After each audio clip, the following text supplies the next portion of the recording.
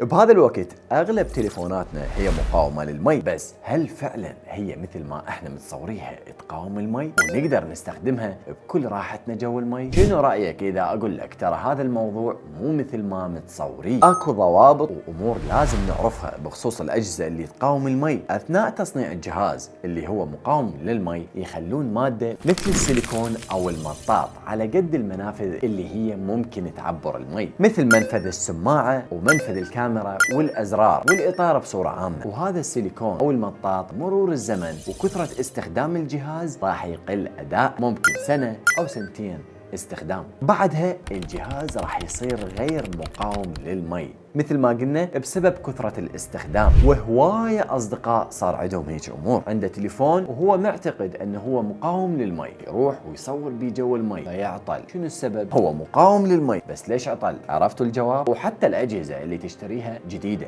وتكون مقاومة للمي هذه تشتغل بعمق معين وفترة زمنية قصيرة. مثلا جهازي ايفون 11 اشتغل بعمق 2 متر لمدة نص ساعة فقط، بعدها ضغط المي راح يزيد عليه وعلى المنافذ فكلش وارد يتضرر الجهاز. هسه تقول واني شلون اعرف انه جهازي مقاوم للمي او لا؟ بكل جهاز اكو اي بي يبدي برقمين، وهذول الرقمين يكونون مقاومين للماء او الاشياء الصلبة. بس بحالة التليفونات عندنا غبار ومي، فتلقي الجهاز مثلا يبدي باي بي 67 او اي بي 68، رقم 6 يكون مقاوم للمي وللغبار، واللي بصفه نسبة قوة المقاومة. مثلا اي بي 68 اقوى بالمقاومة من اي بي 67 من ناحية مقاومة الغبار والماء. طبعا اذا ما تريد تدوخ نفسك، هذا الموقع راح تدخل عليه بس تكتب بالبحث اسم جهازك وراح يطلع لك تفاصيل الجهاز، ومن ضمنها هل الجهاز مقاوم للمي او لا. طبعا هو راح يطلع لك تفاصيل الجهاز كاملة، بس اللي يهمنا هنا هو قسم البادي،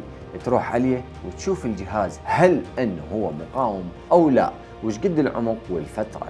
بالمحصلة يا أصدقائي لا تجازف وتخلي تليفونك بالمي والله ها مقاوم للمي، لأن إذا مر استخدام سنة عالية فكلش وارد تصير مشكلة بالجهاز. نسبة كبيرة من اللي يشوفون الفيديوهات ما يشتركون، أتمنى تشترك وتفعل الجرس حتى يوصلك كل جديد ومفيد راح يفيدك بحياتك اليومية. لا تنسى تتابعني حتى تعرف أكثر عن التكنولوجيا اللي تفيدك بحياتك اليومية. كان وياكم محمد من قناة مونتوغرافي، اشوفكم فيديوهات جاية في امان الله.